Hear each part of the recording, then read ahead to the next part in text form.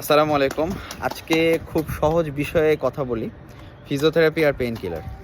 আমরা অনেকেই ব্যথা হলে প্রথমে একটা পেইন কিলার খেয়ে নিই। এতে হয়তো অল্প সময়ের জন্য ব্যথাটা উপশম হয়। তো প্রশ্ন হলো, ব্যথার আসল কারণটা কি ঠিক হচ্ছে? পেইন কিলার মূলত ব্যথার অনুভূতিটা কমায়, কিন্তু অনেক ক্ষেত্রেই সমস্যার মূল কারণ থেকেই যায়। অন্যদিকে ফিজিওথেরাপি ব্যথা কেন হচ্ছে সেটা খুঁজে বের করে সেই কারণের ওপরে কাজ করে। সঠিকভাবে ম্যানুয়াল থেরাপি, ব্যায়াম এবং জীবনযাপনের কিছু পরিবর্তনের মাধ্যমে শরীরকে স্বাভাবিক অবস্থায় ফিরিয়ে আনতে সহযোগিতা করে। তবে এর মানে এই নয় যে পেইন কিলার একেবারেই প্রয়োজন নেই।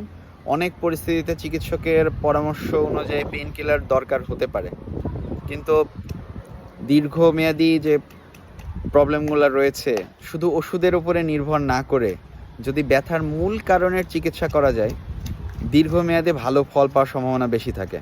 তাই যদি ব্যথা বারবার হয় বা অনেক দিন ধরে, তাহলে শুধু ব্যথা কমানোর চেষ্টা না করে একজন নিবন্ধিত ফিজিওথেরাপিস্টের পরামর্শ নিন। ধন্যবাদ।